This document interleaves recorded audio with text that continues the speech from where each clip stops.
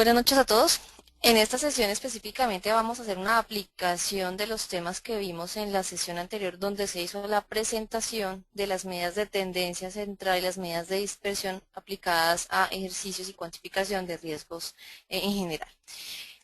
Particularmente en esta sesión vamos a tomar una serie de datos que corresponde a eventos pues, de riesgo operacional, pero el análisis se puede extrapolar a cualquier otra serie de datos que ustedes tengan respecto de riesgo de mercado, riesgo de crédito, riesgo de liquidez, etc.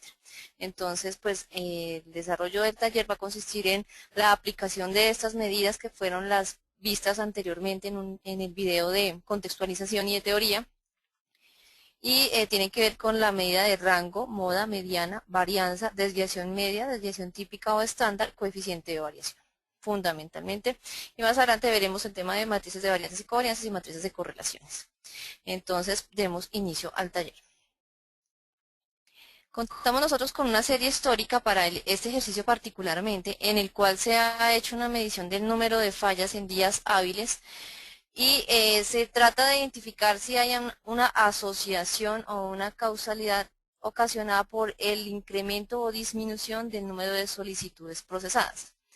¿Esto qué quiere decir? Que en el sentido común uno esperaría que si una entidad financiera atiende más o menos volumen de solicitudes, el colapso o digamos el incremento que pueda haber en este requerimiento de atención pueda llevar a ocasionar un mayor volumen de eventos de riesgo operacional, un mayor número de fallas. Y vamos a mirar si esta sospecha que tenemos nosotros es validada o no por la información histórica que tenemos. Para ello contamos entonces con información de 522 días hábiles, en los cuales que tenemos información del número de fallas presentadas y el número de solicitudes procesadas durante cada uno de esos días.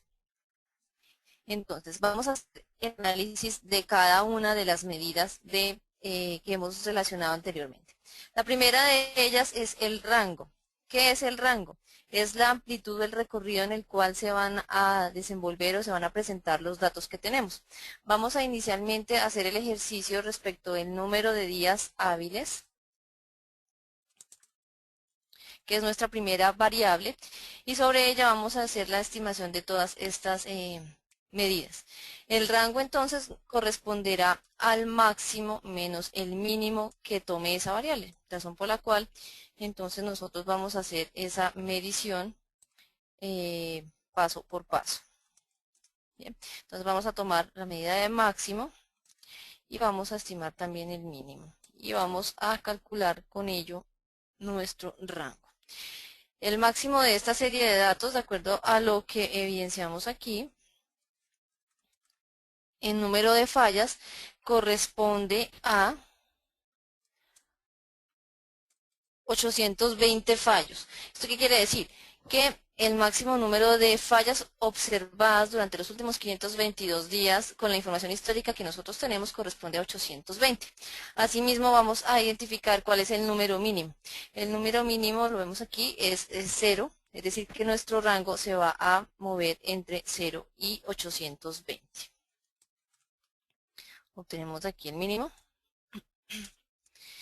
Y observamos cómo entonces el mínimo es 0. El rango entonces será más 820, ¿cierto? Menos este valor. Nuestros datos en general van a estar contenidos en este intervalo. No vamos a evidenciar un número de fallos superior y el mínimo que podemos observar es 0. ¿De acuerdo? Hasta aquí vamos entonces con nuestra primera medida, que es el rango. La segunda medida es la moda. ¿Y qué es la moda? Veíamos nosotros en la exposición teórica que la moda es el dato que más se repite. Entonces, para poder identificar el dato que más se repite, vamos a hacer nosotros una tabla dinámica contando cuál es el número de frecuencia, cuál es la frecuencia que tiene asociado cada uno de los números de fallos que se presentaron durante esos 522 días. Vamos entonces a insertar nuestra tabla dinámica.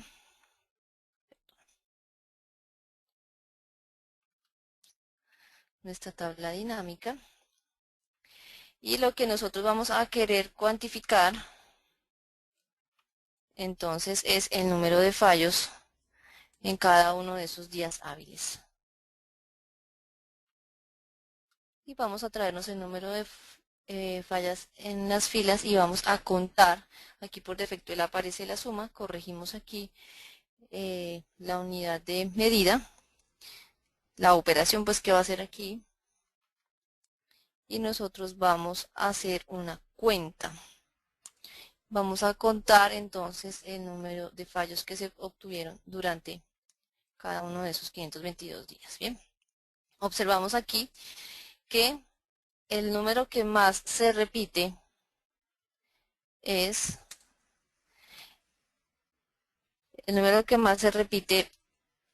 el 129, corresponde a dos fallas, es decir, que lo más probable es que ocurran dos fallas respecto del número posible histórico que nosotros hemos observado, seguido de tres fallos. De 522, pues esta sumatoria corresponde a 248 casos de 522. Bueno, entonces aquí la moda es el dato que más se repite. Vamos a tomar este 129 con este 2, que es la frecuencia que le da origen a esa frecuencia mayor, como referencia. Tenemos que el número 2 se repite 129 veces, es el dato.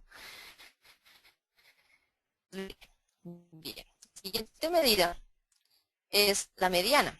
Veíamos cómo la mediana es el dato que está en la mitad de la serie una vez se han ordenado los datos. Para eso, obviamente requerimos hacer el ordenamiento de los datos. Y entonces vamos a seleccionar esta basecita aquí, completa.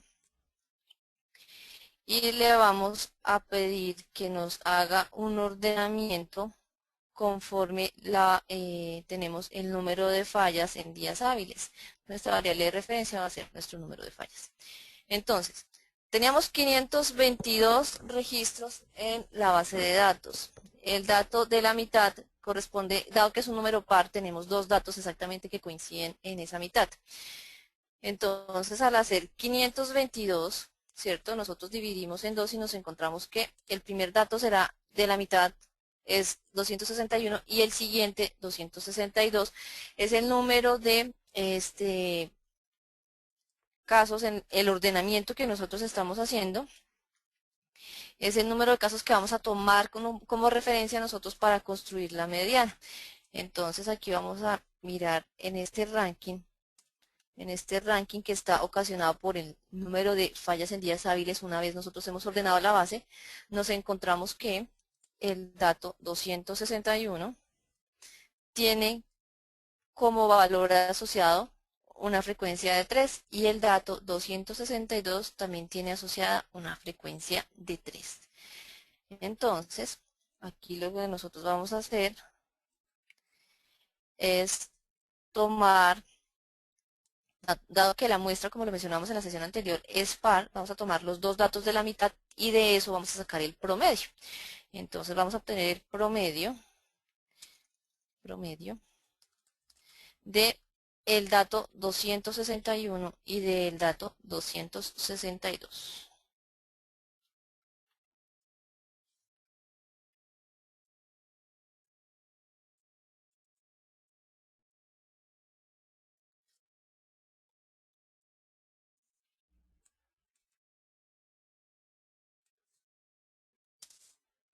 Y obviamente perdón.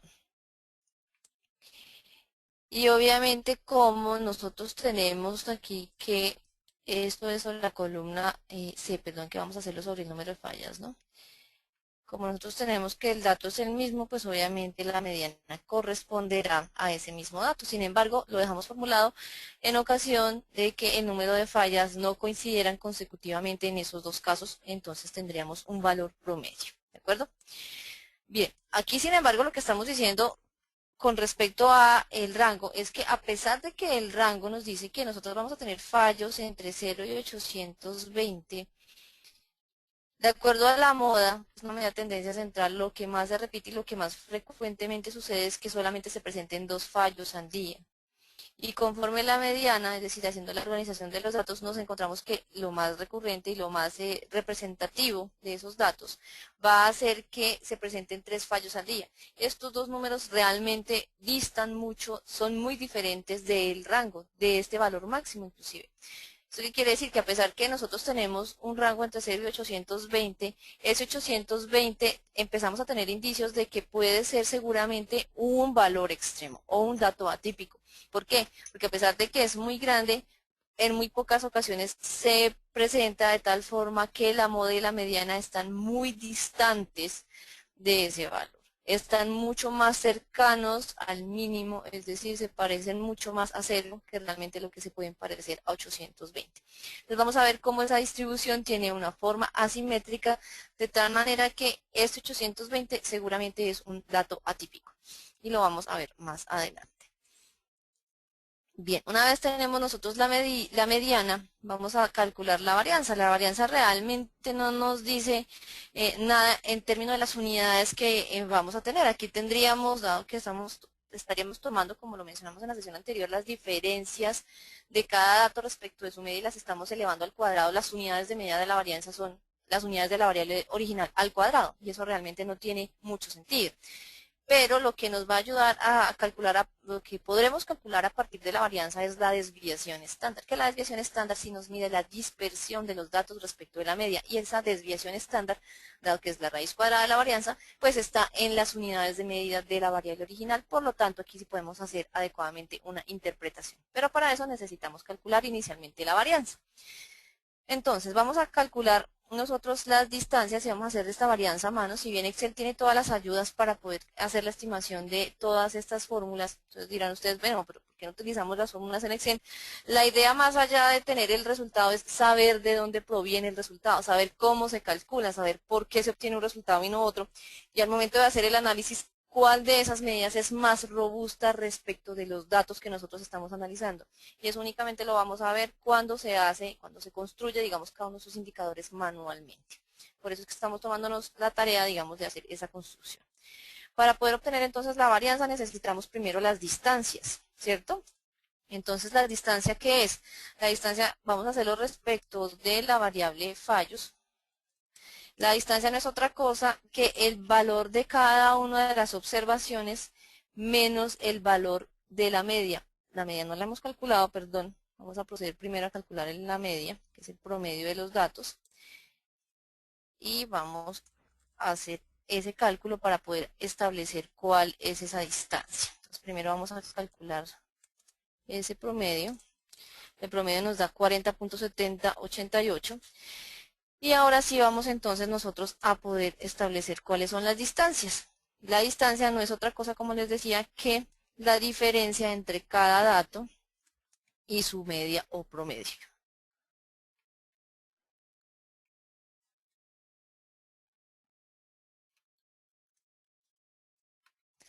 Y su media o promedio. Bien, la fijamos aquí porque vamos a tomar el mismo referente para todos los datos. Y aquí vemos cómo se calculan las distancias de cada uno de esos datos de fallos respecto de su media. Ahora, ¿cómo se calcula la varianza? Nosotros veíamos cómo tomamos como referencia esas distancias, pero esas distancias, dado que si yo las sumo, hay datos por encima y hay datos por debajo de la media, esa sumatoria nos da cero. Aquí lo vamos a poder observar. Nos da un número absolutamente pequeñito, ¿cierto? Que es muy cercano a cero, esto realmente es cero. Y eso hace que nosotros no podamos tomar la distancia como tal únicamente como media tendencia, porque yo puedo tener datos muy alejados por encima o por debajo de la media, y realmente si los sumo se van a netear, se van a neutralizar esos efectos. Entonces necesito tomar una medida que me permita capturar esa distancia como tal, y lo que vamos a hacer es elevar esas distancias al cuadrado para garantizar que no tenemos por efecto del signo un neteo de esas distancias y esas longitudes. Entonces vamos a elevar esas distancias al cuadrado, y cuando las tengamos elevadas al cuadrado, aquí lo que vamos a hacer es la sumatoria de ese resultado, ¿cierto?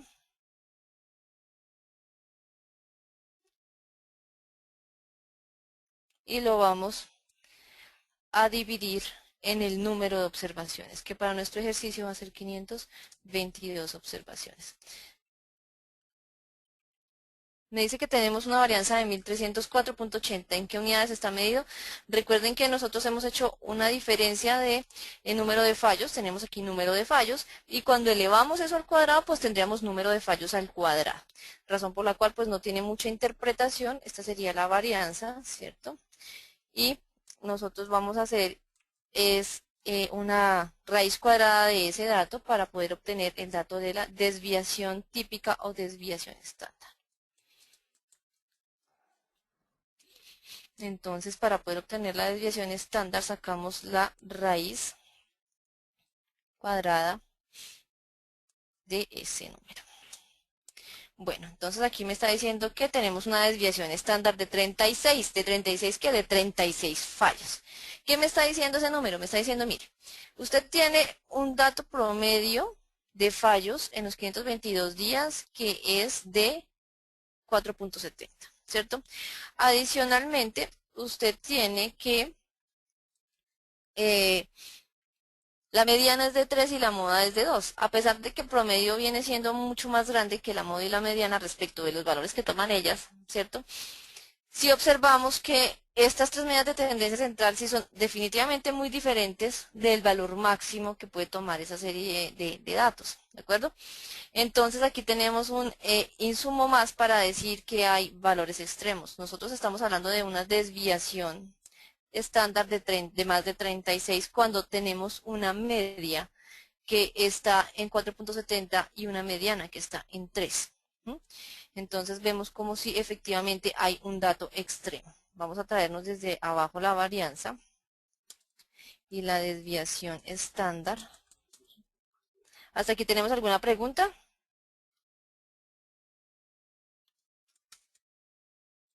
¿Hasta aquí tenemos alguna pregunta?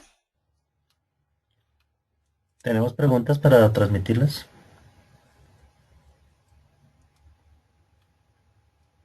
Unos segundos a ver si nos escriben las preguntas o Bueno, levantan la mano para pedirla por audio.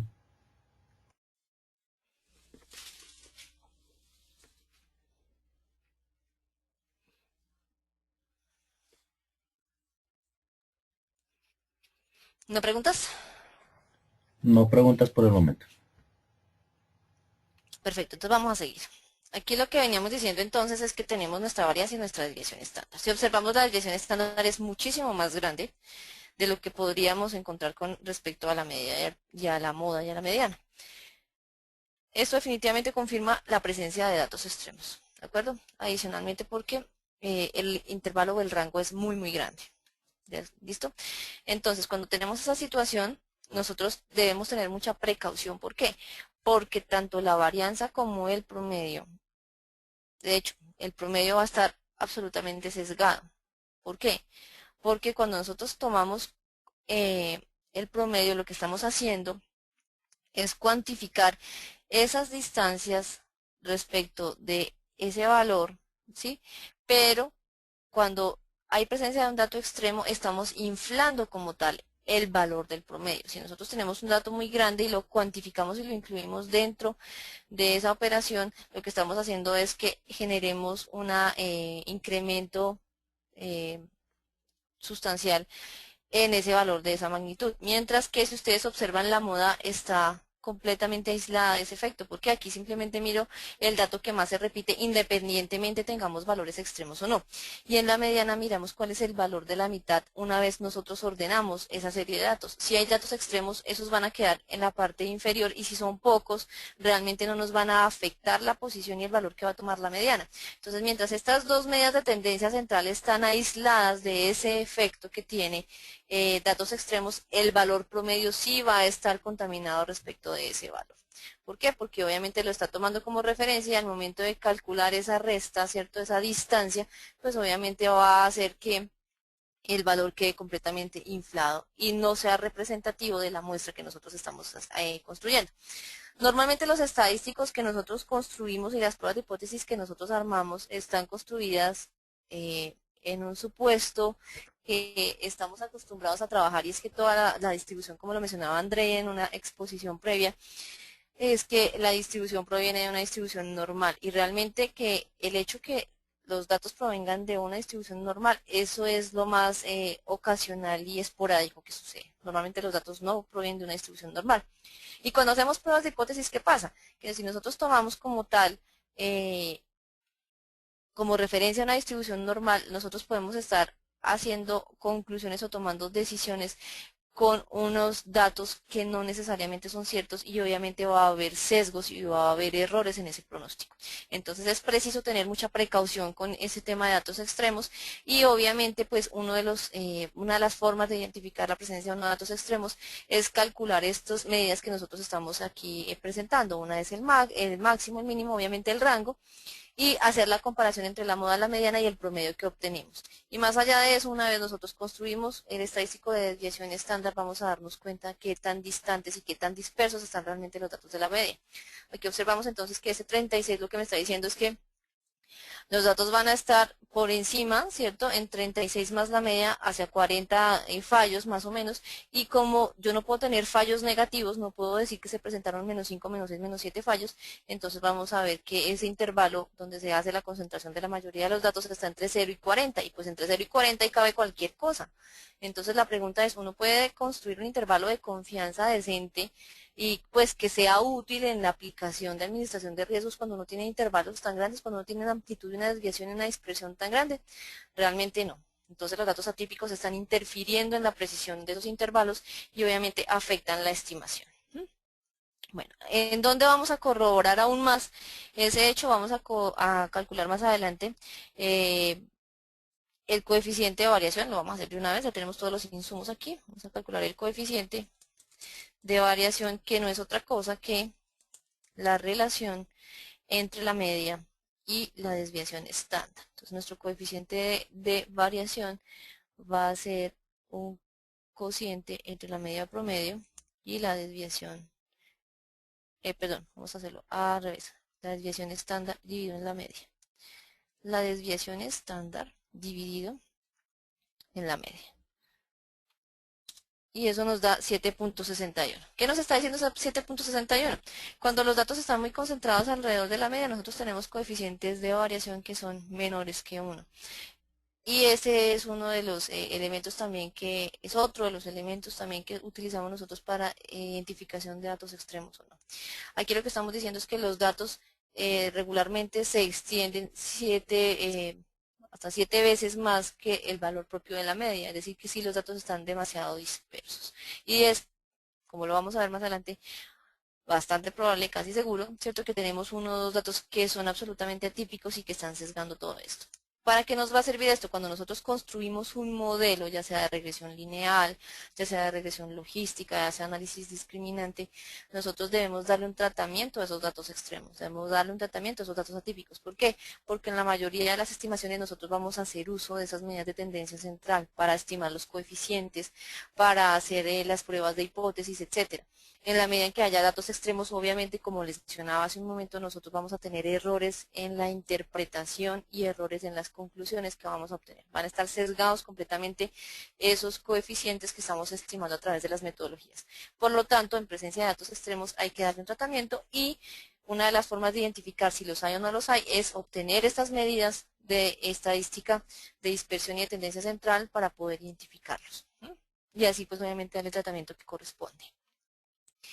Bien, entonces ya sabemos que nuestro coeficiente de variación es muy grande, es mayor que 1, por lo tanto los datos son extremos. Entre más se aleje de 1, más indicios hay de que hay datos extremos y que hay datos atípicos. Bien, ahora vamos con la desviación media, que ese es el otro estadístico que nos hizo falta aquí de esta tanda de medidas. Entonces, ¿qué es la desviación media? Van a decir, venga, pero es que nosotros ya calculamos la desviación estándar, luego eso no es lo mismo. La respuesta no, no es lo mismo. La desviación media corresponde a la distancia que tenemos nosotros como tal de cada dato respecto de la media, que estamos haciéndolo con fallos, ¿cierto? Pero para neutralizar o para eliminar el efecto del neteo de los datos que están por encima y por debajo de los positivos y los negativos respecto de la media, aquí lo que vamos a hacer nosotros no es elevar al cuadrado, sino que lo que vamos a realizar es vamos a ejecutar un valor absoluto, vamos a tomar el valor absoluto de esos datos.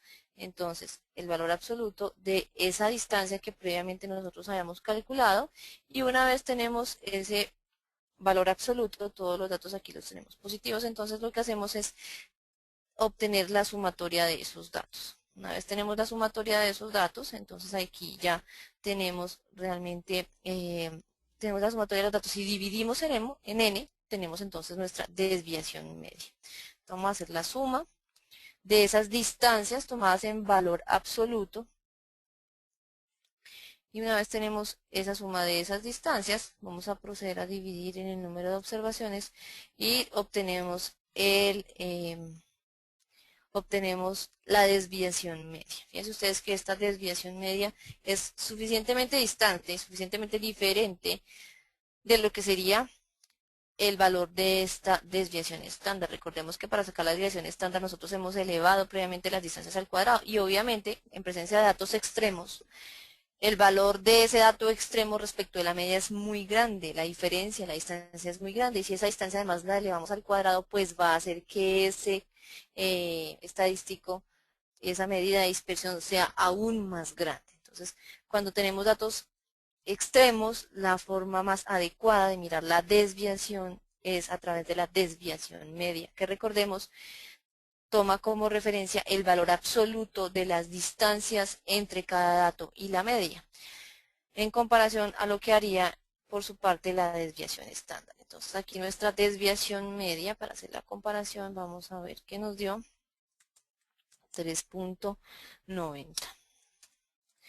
Vemos cómo nuestra desviación estándar da 36 y por su parte la desviación media da 3.90. ¿Por qué? Porque no está magnificando, no está sobredimensionando el efecto del dato extremo. Es un dato más sencillamente en la lista, mientras aquí sí estamos elevando esa distancia al cuadrado y está ejerciendo un sesgo bastante grande. Entonces, en resumen, cuando tenemos datos extremos, el promedio, la varianza y la desviación estándar no son las medidas más adecuadas ni de tendencia central ni de dispersión, razón por la cual allí deberíamos nosotros tener como referencia la moda y la mediana para tendencia central y la desviación media para medida de dispersión. Obviamente, cuando nosotros presenciamos datos extremos, hacer estimaciones con base en una distribución teórica definida como es la normal, ¿cierto? Donde observamos asimetría, observamos una concentración de datos alrededor de la media bastante importante y no datos extremos, pues va a presentar sesgos en las estimaciones y en las conclusiones que nosotros vayamos a tomar. Bien, bueno, entonces, una vez nosotros tenemos estas medidas, ahora sería interesante saber, aparte de tener esto para una sola variable, entender si hay relación o no entre dos variables. Nosotros aquí al inicio de la sesión contábamos que íbamos a hacer el ejercicio con el número de solicitudes procesadas, con el número de fallos presentados, pero también queríamos hacer una asociación respecto del número de solicitudes procesadas. Pero para poder hacer una asociación requerimos identificar si realmente hay una asociación entre esas dos variables. Y si hay una asociación, ¿es de qué tipo? ¿Positiva? ¿Negativa? Si el número de solicitudes se incrementa, ¿el número de fallos se incrementa o disminuye? Y fue la hipótesis que nosotros inicialmente planteamos. Esperamos que si hay un mayor número de solicitudes y nosotros mantenemos estática la planta de atención, tanto en capital humano como en tecnología, seguramente va a haber mayor probabilidad de cometer errores y de presentarse fallas. Y esa hipótesis es la que nosotros vamos a querer al final de esta sesión validar con respecto a los resultados obtenidos. Vamos a hacer nosotros entonces el mismo análisis, pero ya no para número de días hábiles, sino para número de fallos en días hábiles, perdón. Número de fallos es esto. Número de fallas en días hábiles, sino para el número de solicitudes que nosotros atendemos en esos días hábiles. Bueno, entonces vamos a hacer exactamente la misma estimación, pero vamos a tener como referencia el número de solicitudes que corresponden a la columna D. Recuerden que este material que nosotros estamos aquí trabajando hoy, está siendo grabado para que sea de uso de ustedes el número de veces y en la oportunidad u ocasión que ustedes lo deseen. Ustedes lo pueden repetir y pueden acceder a el número de veces que lo necesiten. Entonces la sugerencia es que hagan un uso de este material y lo apliquen en sus labores diarias. Bueno, en cuanto a número de solicitudes, entonces dijimos que íbamos a tomar como referencia nuestra columna D, que es la que contiene como tal esa variable, ¿cierto? Vamos a reemplazar todo por D. El número máximo de solicitudes. Se cortó el audio, ¿puedes volver a repetir? Ok, entonces vamos a retomar desde el número de solicitudes, que es la nueva variable de análisis, desde ahí. Sí, ok. Listo, perfecto. Dado que vamos a hacer un corte aquí, entonces a volver a iniciar sobre esta variable, aquí estoy leyendo una pregunta. Dice, ¿cómo puedo solucionar los problemas que generan los datos atípicos en las muestras? Realmente hay tratamientos específicos para solucionar los datos atípicos. Uno es identificar la razón por la cual se sucedió ese dato atípico y si ese dato atípico es posible que se vuelva a presentar o no. Si hay posibilidad de que el dato atípico se vuelva a presentar, obviamente no podemos eliminarlo de la muestra, pero para evitar los sesgos, lo que nosotros sí podemos hacer es trabajar la muestra sin ese dato atípico y trabajar la muestra con ese dato atípico. Una vez nosotros tengamos esos dos ejercicios, podemos identificar cuál es el impacto de la presencia del mismo y obviamente tomar los controles y las contingencias necesarias para que en caso de que se llegase a presentar, pues ocasionalmente deberíamos tener o una mayor, digamos, ese dato típico se genera por unas causas, ¿no? En caso de que esas causas se volviesen a presentar, nosotros debiéramos estar preparados con un número de personal adicional, un robustecimiento en los sistemas, unas plantas eléctricas adicionales que nos ayuden a cubrir los eventos si son de riesgo operacional. Si estamos hablando de temas de mercado de valores, pues estar preparados para evitar invertir en cierto tipo de títulos que me puedan generar un jalonazo, digamos, un dato atípico en la observación, si nosotros ya conocemos el contexto. Es decir, si yo sé que entre más número de solicitudes atienda, ¿cierto? Y que ese número de solicitudes se puede, digamos, incrementar, ya sea en una estación específica del año, por ejemplo, entonces nosotros debemos estar preparados para que en esa estación del año tengamos la contingencia necesaria para poder solucionar y atender satisfactoriamente esas necesidades. Pero eso, ¿cómo lo vamos a saber? Eso lo vamos a saber únicamente cuando hacemos el análisis en presencia de ese dato extremo. Pero como ese dato extremo no va a suceder recurrentemente como su nombre lo indica, entonces debemos tener un modelo adicional para trabajar la recurrencia de la operativa normal, la dinámica normal del negocio. Entonces es necesario tener esos dos escenarios separados. La otra forma de hacerlo también es, si yo tengo un dato que está, digamos, a 15, 20 desviaciones estándar, ¿cierto? Por encima del valor de la media, lo que nosotros podíamos era acercar, guardando obviamente la jerarquización que tienen de mayor a menor los datos, ¿sí? Pero tratar de recortar esa distancia y acercarlo un poco hacia los datos convencionales siempre y cuando se mantenga, digamos, esa jerarquía, como les digo, si es el más grande, sigue siendo el más grande, solamente que recortamos esa distancia y podemos trabajar también con ese dato, incluyéndolo dentro de la muestra, si no podemos llegar a hacer el ejercicio de tener los dos escenarios y los dos modelos conjuntamente. Bueno, entonces veníamos diciendo que vamos a hacer el análisis sobre la otra variable se encuentra en la columna D, entonces vamos a seguir haciendo los ajustes aquí.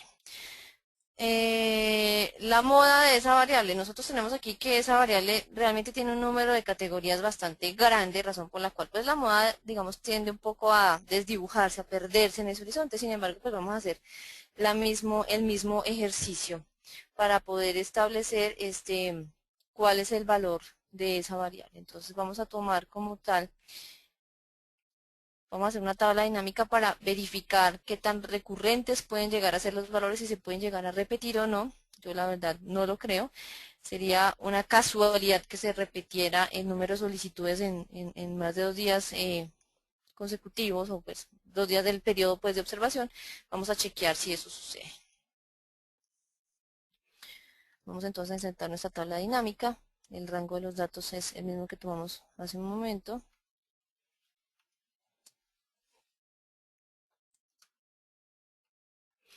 Y vamos a incluir nuestra variable número de solicitudes procesadas. Este número de solicitudes procesadas, entonces la vamos a traer aquí a las etiquetas y también vamos a estar haciendo la cuenta del número de solicitudes. Perdón, a ver, sí, el número de solicitudes que se repita.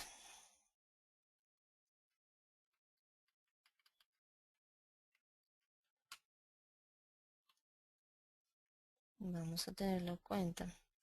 que vamos a observar es que seguramente es una tabla dinámica muy grande que puede tener hasta los 522 datos que estábamos trabajando inicialmente. Vamos a ver dónde quedó.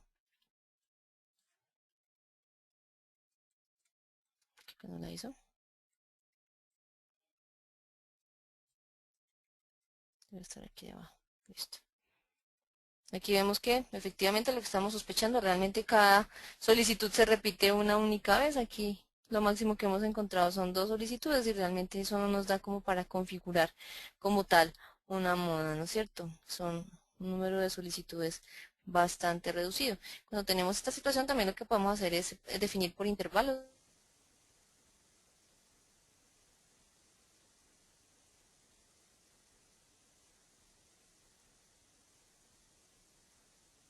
Entonces, lo que estamos mirando es que cuando la variable tiende a ser, a pesar de que es discreta, pero se parece mucho a una variable de tipo continuo, dado que el número de datos posibles es muy grande, ¿cierto? La moda realmente se dibuja, la moda puede perder relevancia. ¿Por qué? Porque, por ejemplo, en este caso nosotros vemos como en cada uno de los valores como tal de la variable, las veces que se repite en la mayoría de los casos es 1. Y vamos a ver nosotros, si quieren, nos vamos a parar al comienzo de la tabla, como el máximo realmente, el máximo número de veces que se repite una frecuencia es 3, que realmente frente a 522 datos pues no me da como para configurar una moda. Recordemos que moda, a pesar de que es el dato que más se repite, pues la idea es que estemos buscando nosotros que sea representativo de esa población como tal. Y pues 3 datos entre 522 realmente no es representativo de esa distribución, de esa variable como tal. Esa es la razón por la cual aquí vamos a dejar la moda desierta. ¿Listo? En términos de la mediana, vamos a hacer exactamente lo mismo que estábamos realizando con el número de fallas en días hábiles. Entonces vamos a tomar esto, pero ya no lo vamos a ordenar, lo vamos a llevar a otra hoja para no afectar las estadísticas de días de número de fallos. Y vamos entonces a ordenar ahora esas mismas 3 variables, pero en función del número de solicitudes procesadas. ¿Listo? Entonces nosotros vamos a hacer el ordenamiento de el número de solicitudes procesadas. ¿Listo? Una vez tenemos ese ordenamiento, lo que vamos a hacer es a contar cuál es nuestro caso que ha quedado en la posición 261 y 262 que dijimos eran los dos casos de la mitad respecto de este número de datos que nosotros tenemos, que es 522. Entonces nuestra mediana corresponderá a el promedio entre el dato 261 y 262. Vamos a ir a buscar nuestro dato 261. Está en la columna C, la variable que queremos traer, en la columna D. 261. Entonces será este dato más este dato, que son los datos consecutivos, ¿no es cierto? Y lo vamos a dividir en 2. ¿Por qué? Porque nuestra muestra, recordemos, es una muestra par y lo que estamos tomando son los 2 datos de la mitad. La mediana está entonces en 8.939 solicitudes procesadas diariamente. ¿Listo? Ahora vamos a estimar el promedio. Para eso vamos a volver a la hoja de base. Vamos a llevarnos esta estadística que tenemos aquí para complementar aquí nuestro cuadrito que venimos haciendo. Y aquí vemos cómo la mediana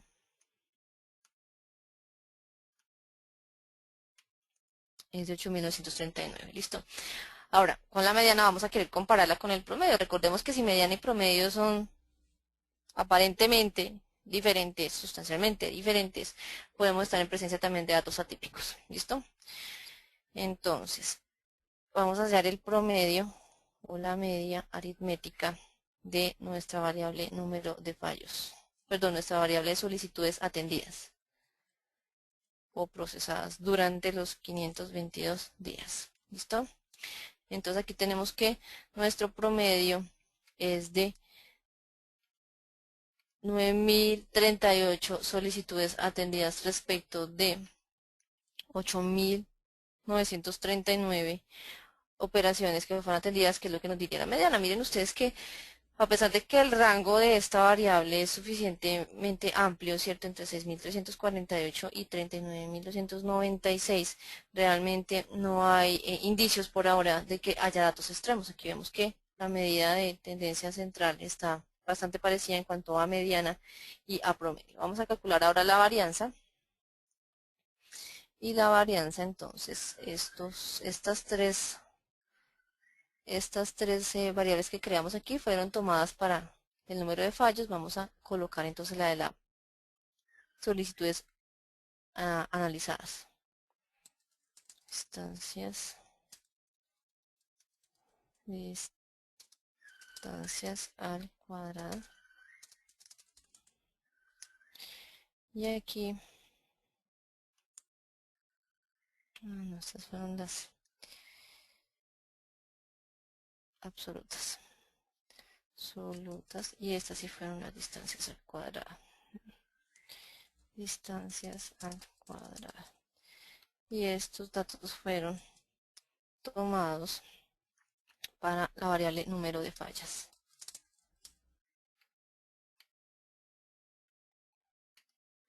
Entonces, esa cuantificación se hizo para el número de fallas. Ahora lo que nosotros vamos a hacer es hacer exactamente lo mismo, pero para el número de solicitudes.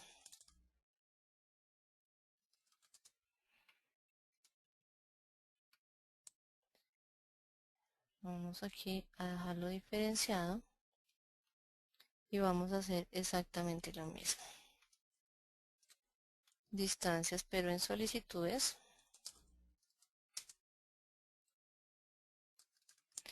Aquí distancias absolutas para solicitudes y distancias al cuadrado. Entonces, ¿qué es la distancia para solicitudes? No es otra cosa que la diferencia entre la solicitud de cada uno de los días, ¿cierto? Menos el valor promedio de las solicitudes atendidas durante los 522 días. Vamos a dejar ese dato fijo y aquí ya obtenemos entonces nuestras distancias. Ahora lo que vamos a tomar es las distancias absolutas, es decir, vamos a obviarnos el tema del signo aquí para poder identificar realmente qué tan distantes están los datos entonces de esa media. ¿Listo? Una vez tenemos esas distancias absolutas, hacemos la sumatoria.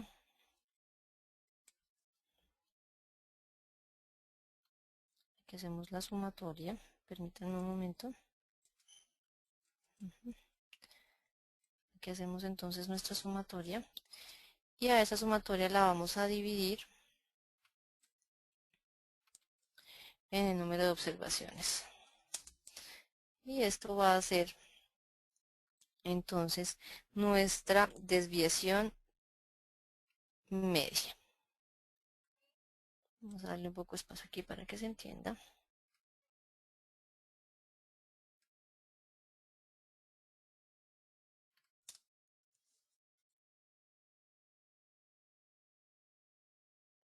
Listo.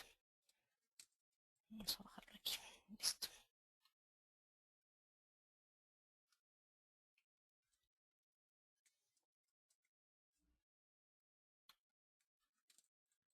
Bien.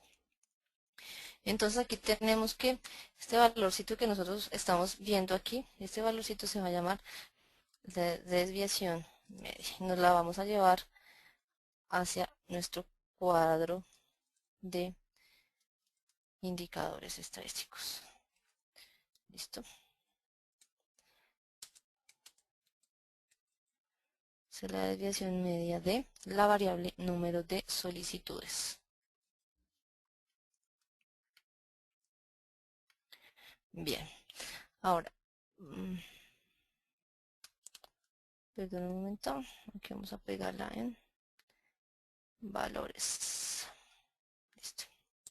Ok, entonces, también vamos a necesitar la varianza, y la varianza recordemos que requiere que hagamos el cuadrado, que tomemos el cuadrado de estas distancias. Entonces vamos a hacer la multiplicación de esas distancias por ellas mismas y vamos a ver cuánto va a ser el valor de nuestra varianza. Entonces aquí lo que vamos a tomar es la sumatoria de esos valores que ya previamente hemos calculado y las vamos a dividir en el número de observaciones. Esto suele tener unas correcciones por grados de libertad que en este caso nosotros no vamos a entrar en detalle. Bueno, y ahora nos está diciendo que, vamos a quitar este título de aquí, le vamos a poner aquí más bien, listo. Ahora nos está diciendo que si esta es la varianza, ¿cierto? Si esta es la varianza, nosotros requerimos ahora también la desviación estándar, porque recuerden que esto está en el número de unidades al cuadrado, es decir, que tendríamos 3.110.780 solicitudes al cuadrado. Eso no tiene mucho sentido, entonces lo que vamos a hacer es a tomar la desviación estándar a partir de la raíz de este número que nosotros estamos calculando aquí, que es la varianza. Nos está diciendo que la desviación estándar es de 1.764 solicitudes atendidas. ¿Esto qué quiere decir? Que los datos se van a concentrar alrededor de la media más y menos una desviación estándar y dependiendo de la función de distribución que haya, podemos estar ampliando el número de distribuciones. Pero realmente lo que estamos viendo es que en este caso, por ejemplo, la desviación estándar de 1.763 es mucho más chica, mucho más pequeña que lo que nos había logrado dar aquí el promedio. Esto quiere decir que los datos realmente de esta variable están mucho más concentrados. El coeficiente de variación vamos a ver que nos va a dar un dato menor a 1.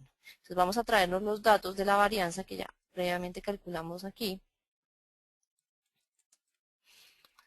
El dato de la varianza que es este. Y vamos a traernos el dato de la desviación estándar, que también lo tenemos aquí ya calculado.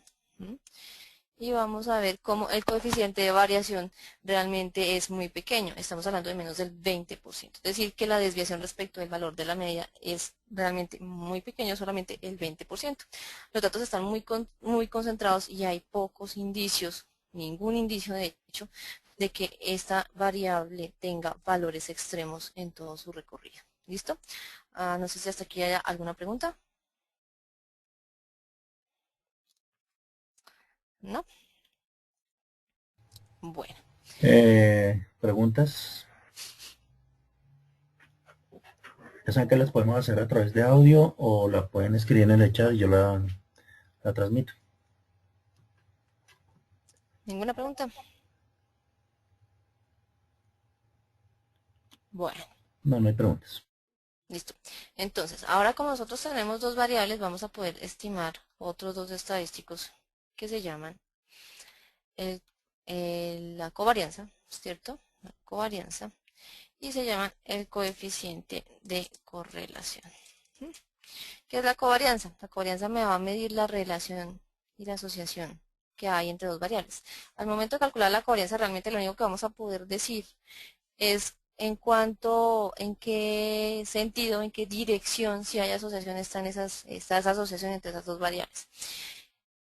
Cuando el signo es positivo, decimos que la relación es directa entre las dos variables. Cuando el signo es negativo, decimos que la relación es inversa entre las dos variables.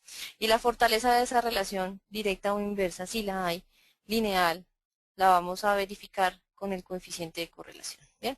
Pero para poder calcular el coeficiente de correlación necesariamente debemos obtener primero la varianza, la covarianza. ¿Qué es la covarianza? La covarianza es la multiplicación de las distancias que se tienen respecto de las dos variables, del valor de cada uno de las observaciones de las dos variables a su media respectiva. Entonces vamos a hacer esos cálculos. Entonces vamos a mirar las distancias, el producto de distancias. Y ese producto de distancias no es otra cosa que esta distancia que habíamos calculado nosotros previamente de fallas, ¿cierto? Por esta distancia que nosotros estamos aquí obteniendo del número de solicitudes. Recordemos que estos datos originalmente eran la diferencia de cada observación respecto de la media de esta variable y en este caso el valor de la observación menos la media de esta variable. Entonces lo que vamos a hacer es el producto entre ellas dos. Una vez tenemos el producto entre ellas dos, hacemos la sumatoria aquí abajito. Aquí me traje, estos títulos corresponden realmente a estas dos que están aquí, respectivamente. Aquí vamos a traernos la sumatoria de esas distancias, el producto de esas distancias, ¿sí? Y una vez tenemos ese valor, entonces lo que hacemos es dividir ese producto en cuanto en el número de observaciones, que es 522. Aquí lo que nos está diciendo es que el signo es positivo, no podemos interpretar otra cosa hasta ahí, el signo es positivo, es decir que sí, tenemos evidencia de que si el número de solicitudes se incrementa, el número de fallas se incrementa y viceversa. No sabemos una relación de causalidad, no hay como tal una relación de causalidad aquí, pero sí podemos saber cómo es el comportamiento y la asociación entre las dos variables. Esta será entonces la covarianza. La covarianza va a ser entonces 51,580. Ahora bien, como nosotros tenemos dos variables, al momento de construir como tal, vamos a hacerlo aquí un poquito más espaciado, al momento de construir en nuestra matriz de varianzas y covarianzas, pues tendremos una matriz de 2 por 2. ¿Por qué? Porque vamos a tener la varianza que no es otra cosa que la medida de dispersión al interior de la propia variable, ¿cierto?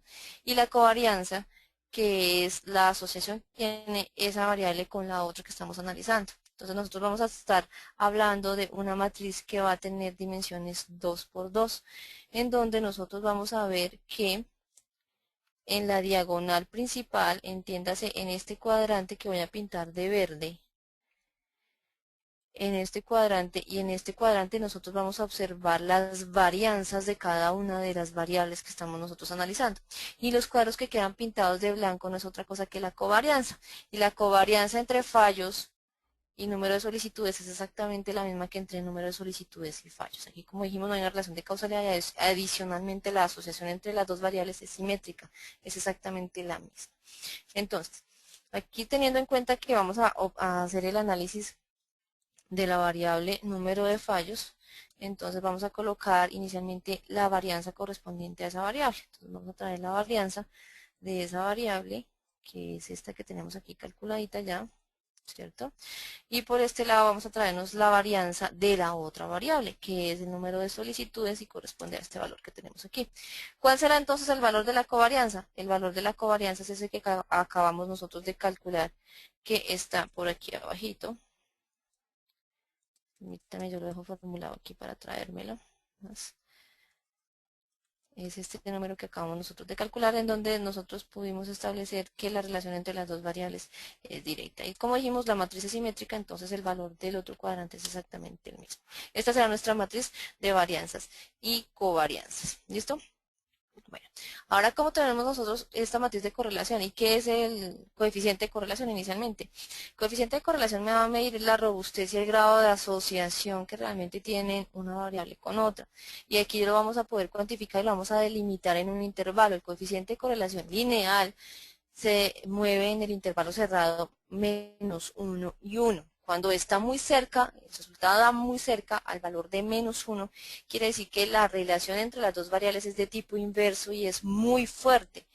Es decir, que entre más cercano a -1, quiere decir que hay más evidencia de correlación, pero correlación negativa, es decir, correlación inversa. Por su parte, cuando el coeficiente de correlación es positivo, vamos a ver que la asociación es directa. Entre más cercano sea a 1, que es el límite, el valor máximo que puede tomar, quiere decir que la correlación es mucho más fuerte entre las dos variables, que hay una asociación muy fuerte entre las dos variables, que si una variable se mueve en el sentido de incremento, la otra también va a responder en el mismo sentido y de una manera prácticamente directa. Cuando nosotros tenemos que la correlación da un valor muy cercano a cero, podemos concluir que no hay evidencia suficiente de que haya correlación lineal. ¿Por qué el apellido lineal? Porque puedo evidenciar que no hay correlación al momento de tratar de trazar una línea recta entre ellas, pero sí yo puedo tener correlación de otro tipo, ya sea polinómica, ya sea, bueno, de otro tipo de exponencial, de otro tipo de naturaleza, pero esa no la vamos nosotros a capturar aquí. Aquí únicamente estamos hablando de la correlación lineal. ¿Bien? Al igual que en la matriz de varianzas y covarianzas, nosotros vamos a tener una matriz de 2 por 2, ¿cierto? En donde estamos identificando cuál es la relación que tiene una variable con la otra. Obviamente, cuando estamos hablando de la relación que tiene una variable con ella misma, pues vamos a tener una variable que tiene pues una correlación directa con ella misma, cómo se mueve, cómo me muevo yo si yo me muevo, más o menos es lo que trataría de decir la variable, ¿cierto? ¿Cómo respondo yo si yo me muevo? Pues obviamente estamos hablando de la propia variable, aquí tenemos unos en la diagonal. ¿Por qué? Porque la correlación es directa y es muy fuerte, es total. Estamos hablando de cómo responde la variable ante movimientos de esa misma variable. Y en los extremos nosotros vamos a tener entonces el coeficiente de correlación que va a estar calculado como lo mencionábamos en la sesión anterior, en la parte teórica, el cociente entre la covarianza y el producto de las desviaciones estándar de cada una de las variables. Si nosotros tenemos que la covarianza la hemos sacado conjunta y adicionalmente vamos a hacer el producto de las dos desviaciones y la multiplicación tiene la propiedad conmutativa, pues obviamente aquí también vamos a tener por defecto que en los cuadrantes que están aquí marcados en blanco, pues vamos a tener el mismo valor. La matriz va a ser nuevamente simétrica. ¿Listo? Entonces aquí lo que vamos a hacer es a calcular ese coeficiente de correlación que, como les decía, es la covarianza dividida en el producto de las dos desviaciones estándar de las variables que nosotros estamos evaluando, que en este caso son la desviación estándar, no la media, la desviación estándar de la variable fallos por la desviación estándar de nuestra variable número de solicitudes. Tenemos aquí el valor y me dice que la relación, coeficiente de correlación entre ellas es de 0.81. Es decir, que esto es muy parecido a 1. La relación entre ellas es muy fuerte y cuando el número de fallos incrementa o viceversa, la otra variable también incrementa. Eso es lo que podemos nosotros concluir hasta aquí. En la próxima sesión, si quieren, vamos a hacer una ejercicio de una regresión lineal entre las dos para evaluar exactamente, cuantificar cuál es el impacto que tiene un incremento en el número de solicitudes sobre el número de fallos. Venga, o sea que yo tengo la capacidad instalada suficiente para responder a ese volumen nuevo o a ese volumen adicional que me están trayendo. ¿Será que el número de fallos que se genera adicional se suple y se compensa con el mayor volumen que yo estoy atendiendo? O haciendo un análisis de costo de oportunidad, el mayor volumen está sacrificando calidad que me es mucho más costoso en términos de pérdidas que yo puedo llegar a presentar. Ese análisis entonces lo haremos en nuestra próxima sesión. Quisiera saber si hasta aquí tienen alguna pregunta. Ok, preguntan acá. ¿Cómo se podría interpretar el dato de la covarianza? Como tal, la tabla de covarianza de lo que se puede rescatar de aquí es el sentido y es la direccionalidad que tiene la relación entre las dos variables. Podemos rescatar el signo únicamente. Realmente lo que tiene como tal interpretación es el coeficiente de correlación, que si ustedes observan, el coeficiente de correlación va a guardar el mismo signo que la covarianza. Cuando la covarianza es positiva, la relación es directa, es positiva. Cuando el signo es negativo, la relación es inversa. Entonces podemos rescatar de la covarianza el signo, pero si queremos interpretar como tal la covarianza, lo que debemos hacer es usarla para calcular el coeficiente de correlación, que ese sí ya me dice el grado de asociación que se tiene entre las variables. Y me da un nivel de correlación entre ellas o de independencia lineal entre ellas.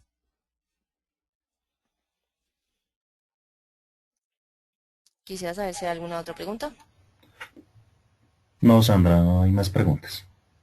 ¿Listo? Bueno, entonces muchísimas gracias por haber participado en la sesión de hoy. No se pierdan el próximo taller. Vamos a estar como hasta hoy lo hemos venido trabajando con la parte teórica y la parte práctica. Eventualmente nosotros vamos a hacer las dos cosas en una sola sesión y quedamos pendientes entonces de realizar este análisis de regresión lineal para evaluar la causalidad del número de fallos respecto del número de solicitudes y de esta manera pues ustedes puedan extrapolar este ejercicio a los ejercicios, a los problemas del día a día o a los planteamientos que se les puedan presentar día a día con sus propios ejercicios y con sus propias variables. Muchísimas gracias. Cualquier duda no olviden que estamos pendientes en www.udriesgos.com y síganos en Twitter, por favor, @udriesgos. Que tengan una buena noche.